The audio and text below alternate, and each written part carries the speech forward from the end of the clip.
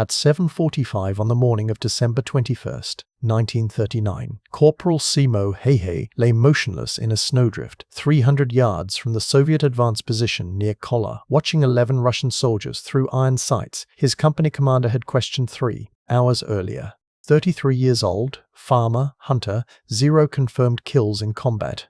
The Red Army had sent more than 150,000 troops across the border into Finland 3 weeks ago. Someone had said Häyhä's rifle looked like something his grandfather left in a barn. Why doesn't the little farmer have a proper scope? Simo Häyhä didn't need a scope.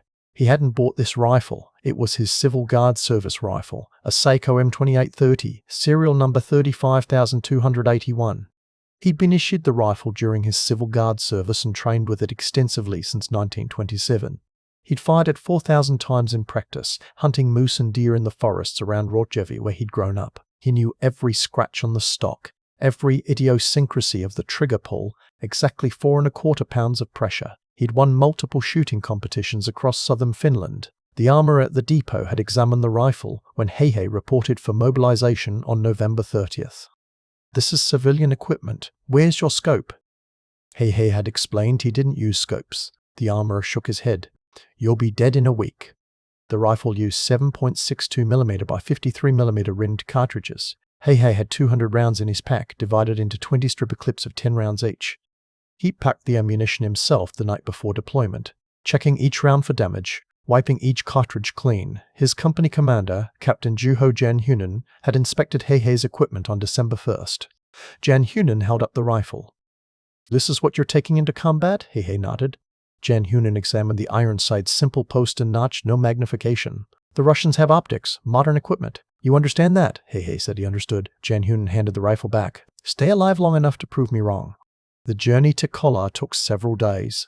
Häyhä traveled by truck, then on skis. The temperature dropped to -20°C. The snow was 3 feet deep in places. Häyhä's unit, the 6th Company of Lieutenant Arne Juutilainen's Juna 34. The 34th Infantry Regiment took positions along the Kollaa River, defending against the Soviet advance. The Russians wanted that road. If they took it, they could push into the heart of Finland. The Finnish army had 32,000 troops to hold the entire Karelian Isthmus against 120,000 Soviets. The mathematics weren't favourable. Häyhä's first days at Kollaa produced 0 kills. He moved through the forest, found positions, waited. He saw Soviet soldiers' glimpses through trees, movement across clearings, but never had clear shots, never had the right conditions. Soviet snipers were active. They killed several Finnish soldiers in early December. Lieutenant Juutilainen assembled the company. "We have a sniper problem. They're killing us one at a time. Does anyone here know how to shoot?" Häyhä volunteered. Juutilainen looked at the small man with the Civil Guard rifle. Häyhä was 5 feet 3 inches tall, weighed 135 pounds. His face was weathered from years of farm work. He wore standard Finnish winter uniform, white overalls over wool, white hood. Juutilainen said. "Can you kill a Russian sniper?" Häyhä said. "Give me the morning," Juutilainen said. "If you haven't killed one by noon tomorrow, you're going back to regular duty." Häyhä spent that night preparing. He selected 50 rounds of ammunition, his best cartridges. He cleaned the Mosin Nagant, oiled the bolt, checked the firing pin. He filled his canteen, packed dried meat and bread. He didn't sleep. At 4:30 in the morning, December 10th, he left camp. At 6:20 on the morning of December 10th, 1939, Häyhä was in position. He'd chosen a spot 400 yards northwest of the main Soviet camp, behind a fallen pine tree in a natural depression. The snow was deep here. He'd hollowed out a space, piled snow in front for concealment, packed it solid. He'd placed pine branches over his head and shoulders. He lay prone, the Mosin Nagant resting on a small log for stability. He could see the Soviet position clearly tense, supply trucks, soldiers moving in the pre-dawn darkness. He waited. The temperature was -25°C. Häyhä had learned long ago that patience was essential. You didn't hunt by rushing. You found the right place, became part of the landscape, waited for your target to make a mistake. Soviet soldiers moved through the camp. Häyhä watched. He breathed slowly, keeping his breath low so the vapor wouldn't give away his position. His fingers stayed inside his mittens until he needed them. The Mosin Nagant's metal would freeze to bare skin in seconds at these temperatures. At 7:53, a Soviet soldier walked away from the main camp toward the tree line. He carried a rifle, wore a winter coat and ushanka. He stopped 90 yards from Häyhä's position, looked around, started to unbutton his coat. Häyhä slowly removed his right mitten, placed his finger on the trigger. He breathed in, breathed out halfway, held it. He squeezed. The rifle fired. The sound cracked across the snow. The Soviet soldier dropped. Häyhä worked the bolt, ejecting the spent cartridge. He chambered another round. He didn't move otherwise. He watched the Soviet camp. Soldiers were shouting, pointing toward where their comrade had fallen. 3 men ran toward the body. Häyhä picked the middle soldier. Häyhä picked the distance, 120 yards. He fired. The soldier fell. Häyhä worked the bolt again. The other 2 soldiers dropped to the snow, crawling for cover. One made it behind a tree. The other was exposed, 40 yards from any shelter. The man stayed flat, not moving. Häyhä waited. Patience. 11 minutes later, the exposed soldier tried to crawl backward. Häyhä fired. The soldier stopped moving. 3 shots, 3 kills. Häyhä didn't celebrate. He stayed in position, watching. The Soviet camp was in chaos now. Officers were shouting. Soldiers were taking cover. But they didn't know where the shots had come from. Häyhä had chosen his position carefully. He was far enough away, with enough terrain variation, that pinpointing his location was nearly impossible without seeing muzzle flash, and the Mosin Nagant produced minimal flash. At 9:37, Häyhä saw movement in the tree line 300 yards to his right. A Soviet soldier was moving from tree to tree, scanning the forest. A scout, looking for the Finnish sniper. Häyhä adjusted his position slightly, turning to face the new threat. The soldier moved closer. 250 yards. 200 yards. The man stopped behind a birch tree, just his head visible as he looked around. Häyhä aimed at the visible portion roughly 6 inches wide. He fired. The soldier fell backward. 4 kills. By noon, Häyhä had killed 7 Soviet soldiers. He'd fired 11 shots, 4 misses, 7 hits. Not perfect, but effective. He retreated from his position at 12:15, moving back through the forest toward Finnish lines. He arrived at camp at 1400 hours. Juutalainen was waiting. Well, Häyhä reported 7 confirmed kills. Juutalainen stared at him. 7? Häyhä nodded. Juutalainen said, "Do it again tomorrow." December 11th began with heavy snow. Visibility dropped to 100 yards. Häyhä found a new position, closer to Soviet lines 250 yards out. He killed 4 Russians that day. December 12th was clear and cold, minus 32 degrees Celsius. Häyhä killed 9. December 13th, 6 kills. December 14th, 8. By December 15th, Häyhä had killed 34 Soviet soldiers in 6 days. December 11th began with heavy snow. Visibility dropped to 100 yards. Häyhä found a new position, closer to Soviet lines 250 yards out. He killed 4 Russians that day. December 12th was clear and cold, minus 32 degrees Celsius. Häyhä killed 9. December 13th, 6 kills. December 14th, 8. By December 15th, Häyhä had killed 34 Soviet soldiers in 6 days. The Soviets noticed. They started sending counter-snipers, specialists trained to hunt enemy marksmen. Häyhä adapted. He never used the same position twice. He never stayed in one spot for more than 4 hours. He moved constantly, creating multiple hides, using whichever position offered the best opportunity. He kept his shots under 300 yards. The Mosin Nagant was accurate beyond that, but certainty decreased with distance. He learned the Soviet patterns. They moved supplies at dawn and dusk. They changed guard at 600 hours and 1800 hours. Soldiers were most careless after meals. The Red Army increased their counter-sniper efforts. By December 22nd, they'd sent 14 dedicated marksmen to hunt the Finnish sniper their soldiers were calling the White Death. Häyhä killed 6 of them in 3 days. The others withdrew or died to other Finnish soldiers. The Soviets tried artillery. On December 24th, they fired 87 shells at suspected sniper positions. Häyhä was a quarter-mile away, watching through the trees as the shells destroyed empty snowdrifts. Christmas Day, 1939. Häyhä killed 12 Soviet soldiers. He worked methodically, moving between 4 different positions, never staying in one place longer than 2 hours. He fired 26 shots, 12 kills, 14 misses. His shooting was getting worse. His hands were developing frostbite.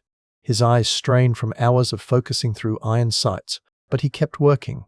The temperature dropped to minus 40 degrees Celsius on December 27th. Exposed skin froze in under 30 seconds. Soldiers on both sides struggled to function. Equipment failed. Rifle bolts froze. Men died from cold as much as combat.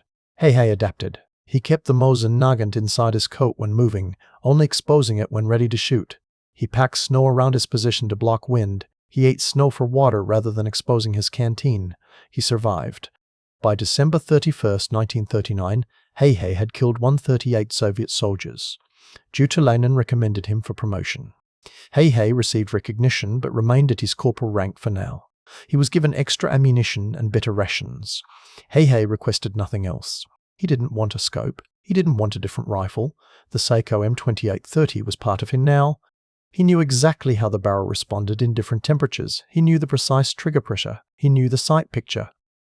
A scope would change everything, raise his profile, create glare, fog up in cold weather. Iron sights worked. January 1940 was the coldest month. The thermometer registered minus 43 degrees Celsius on January 7th. The war continued. The Soviets kept pushing. The Finns kept holding. Häyhä kept killing. On January 4th, he killed 18 Russians in one day, his highest single-day count. On January 9th, he killed 14. On January 15th, he killed 11 before noon, then stopped because his fingers couldn't feel the trigger anymore. He retreated to camp, warmed his hands over a fire, returned to the field at 1500 hours, killed 6 more before dark. The Soviets tried everything. They sent snipers in pairs, covering each other. Häyhä killed them both, one after the other, at 270 yards. They sent counter-snipers at night with infrared equipment. Häyhä heard them moving, repositioned, waited until dawn, killed 3 before they could locate him. They tried smoke screens. Häyhä moved to higher ground, shot down through the smoke. They sent dogs to track him. Häyhä laid false trails, doubled back, killed the dog handlers. On January 21st, the Soviets tried something new. They brought in a specialist, a major from Moscow, supposedly one of their best marksmen. The major spent 3 days studying the area, analyzing Häyhä's previous positions, building a profile. On January 24th, the major set up in a carefully chosen location with a scoped Mosin Nagant model 1891-30, waiting for the Finnish sniper to appear. Häyhä found him at 11:20 on the morning of January 25th. The Soviet major was 280 yards away, concealed in a snow-covered pine blind. But he'd made a small mistake. His position was too perfect, too symmetrical. Natural cover is asymmetrical. Häyhä studied the position for 40 minutes, confirming his suspicion. He saw the scope lens shift slightly as the major scanned the forest. Häyhä aimed 6 inches below the lens, where the major's face would be. He fired. The scope shattered. The major fell backward. Häyhä worked the bolt, chambered another round, waited. No movement from the blind. 1 shot, 1 kill. By February 1st, Häyhä had killed 217 Soviet soldiers. The number was verified by Lieutenant Jutalainen and other officers who required confirmation for every claimed kill, either direct observation by another soldier or physical evidence. Häyhä never inflated his count. Häyhä never, if he wasn't certain, he didn't claim it. His accuracy ratio was 63%, 63 hits out of every 100 shots fired. For comparison, most snipers achieved 30 to 40% accuracy in similar conditions. February brought no relief. The cold persisted. The war intensified. Stalin, embarrassed by Finnish resistance, sent more troops. By mid-February, the Soviets had 300,000 soldiers in the invasion force. The Finns had fewer than 200,000. The mathematics remained unfavorable. But soldiers like Häyhä made those mathematics more complicated. One skilled marksman could hold up an entire company, force them to move cautiously, reduce their effectiveness. Häyhä killed Soviet officers when possible, lieutenants, captains, anyone with rank insignia. Killing leaders created chaos, broke communication chains, reduced tactical effectiveness. On February 17th, Häyhä had his closest call. He was in position 400 yards from Soviet lines, concealed in a snowdrift behind a cluster of rocks. He'd killed 3 Russians that morning. At 1300 hours, a Soviet artillery spotter saw something, maybe a shadow, maybe movement, maybe just intuition. The spotter called in coordinates. 40 seconds later, 3 artillery shells landed within 50 yards of Häyhä's position. The concussions threw him sideways, filled his nose and mouth with snow and dirt. He lost consciousness for an estimated 2 minutes. When he woke, his ears were ringing. The Mosin Nagant was buried in snow 3 feet away. He crawled to it, checked the barrel packed with snow. He cleared it, checked the action still functional. He retreated, survived. The next day, February 18th, Häyhä killed 14 Soviet soldiers. Revenge was unprofessional, but he was still human. The day after that, he killed 12 more. By February 25th, his confirmed count was 304. Stories spread through both armies.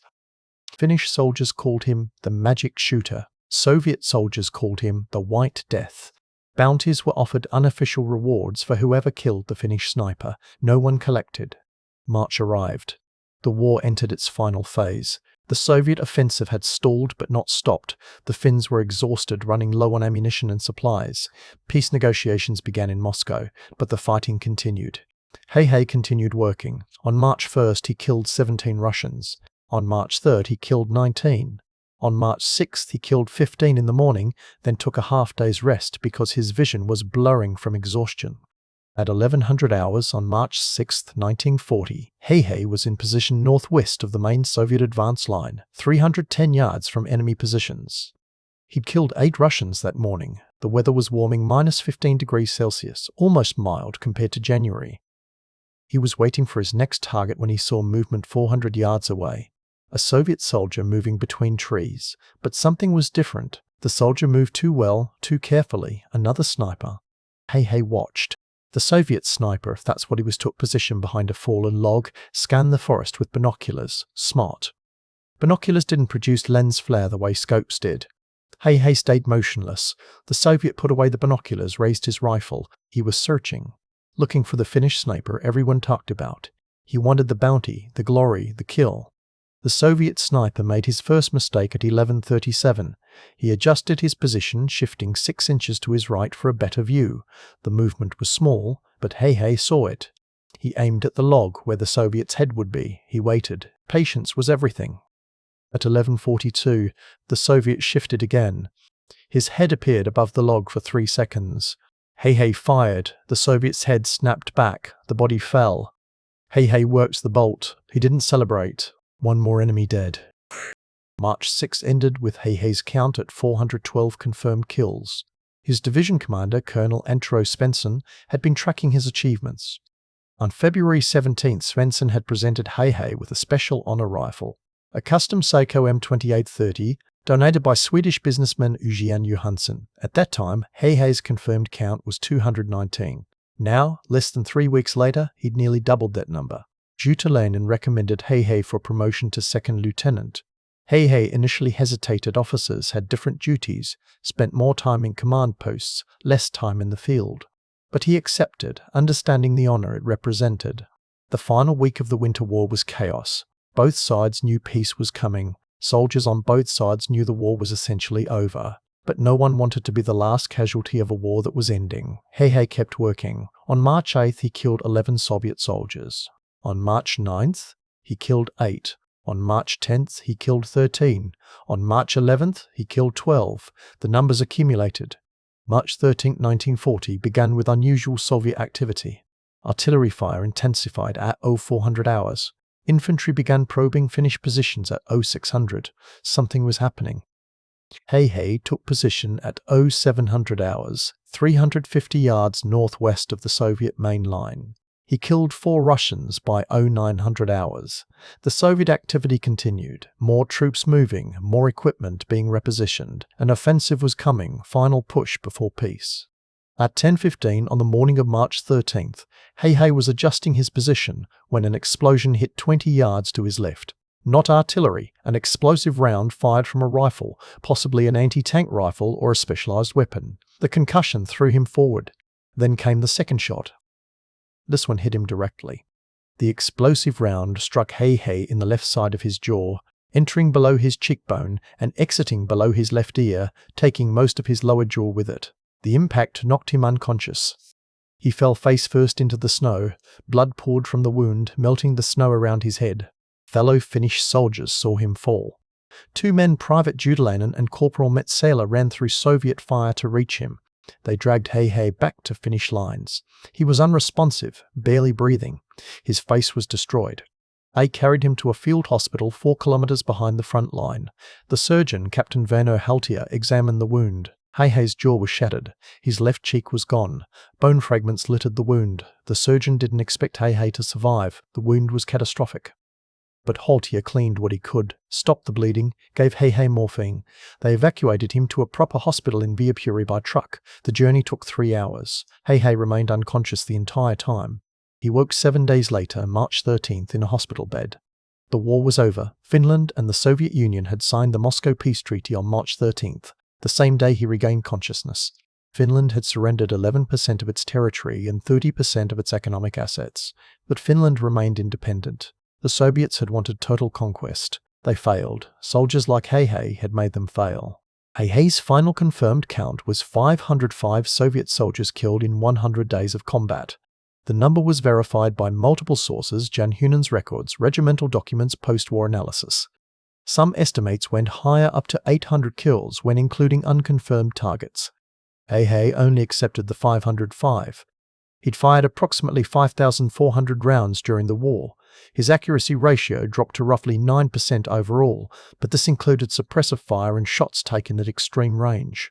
The recovery was long. Häyhä underwent multiple surgeries to reconstruct his jaw and face. The surgeons used bone grafts from his hip, metal plates, innovative techniques that were experimental in 1940. The work took years. His face never looked the same. His jaw was slightly misaligned. He had trouble speaking clearly. But he lived.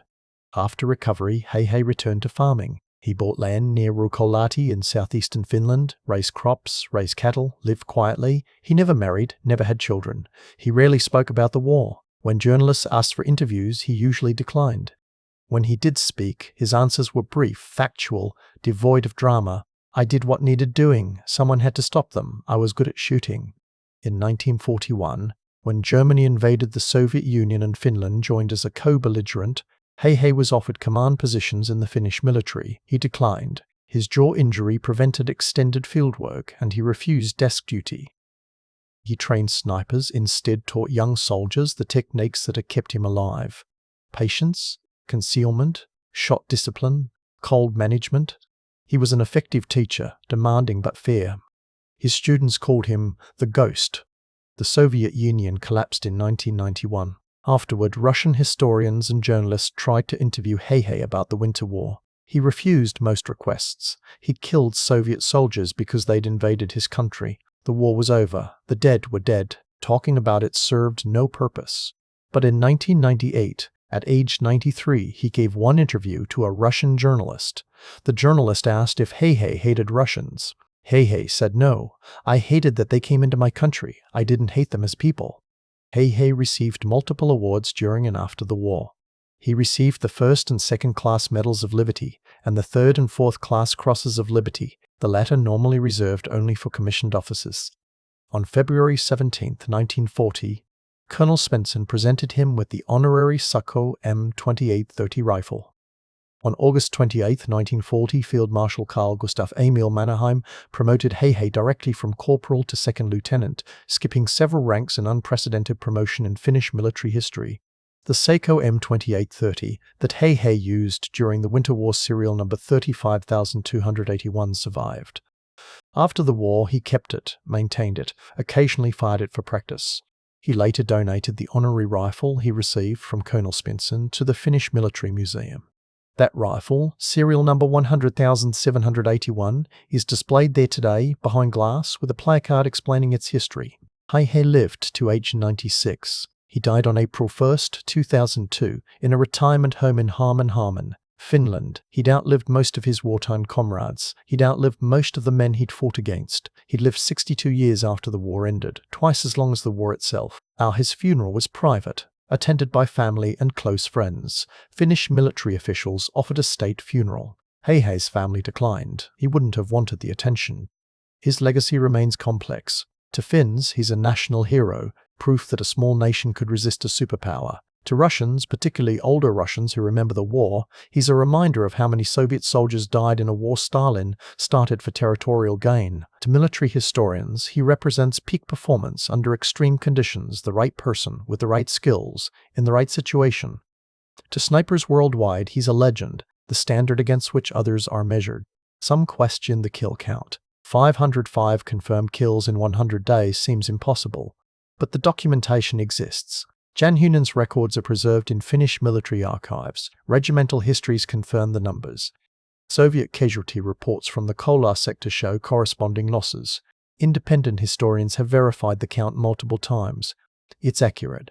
What made Häyhä effective? First, skill. He'd been shooting since childhood, hunting since age 15. He'd fired tens of thousands of practice rounds before the war began. Second, equipment familiarity. He used his own rifle, a weapon he knew intimately. Most soldiers received whatever rifle the army issued.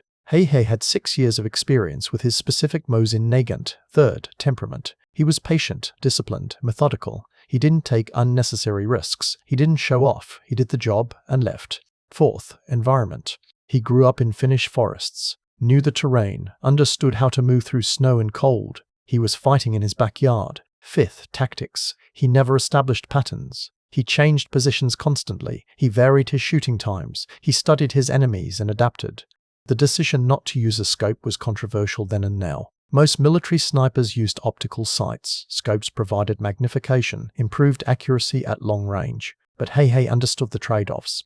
Scopes added weight, raised the rifle's profile, created lens glare, fogged in cold weather, could break from recoil.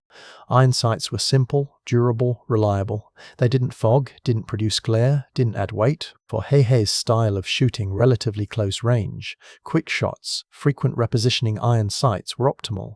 He didn't need to shoot at 800 yards. He shot at 200 to 300 yards, where iron sights worked perfectly. His influence on sniper doctrine was significant. After the Winter War, military analysts studied Häyhä's techniques. The Soviet Union revised its sniper training, emphasizing concealment and patience over equipment quality. Our Finnish military formalized sniper training programs based on Häyhä's methods. Other nations, including Germany and the United States, incorporated lessons from the Winter War into their sniper schools. The emphasis shifted from marksmanship alone to fieldcraft, how to hide, how to move, how to survive. In 2001, 1 year before his death, a group of former Finnish soldiers visited Häyhä in the retirement home. They asked him about the war, about the kills, about how he felt. Häyhä's answer was characteristically brief. "I did what I had to do. I'm not proud of killing people. I'm proud that I defended my country." Someone asked if he'd do it again if Finland was invaded. Häyhä was 95 years old, partially deaf, with a reconstructed jaw. He said, "If I could hold a rifle, yes." The story of Simo Häyhä is the story of the Winter War in miniature. A small country attacked by a superpower, impossible odds, brutal conditions, unexpected resistance, and one man with an old rifle and iron determination proving that numbers don't tell the whole story. 505 confirmed kills, 100 days, 0 scope. The White Death. If this story moved you the way it moved us, hit that like button. Subscribe to the channel so you never miss stories of courage and sacrifice like this one. Tell us in the comments where you're watching from. We love hearing from viewers around the world. And remember these names. Remember these men. They deserve to be remembered. Simo Häyhä, the White Death. 135 pounds of Finnish resolve. 505 reasons the Red Army learned to fear the snow.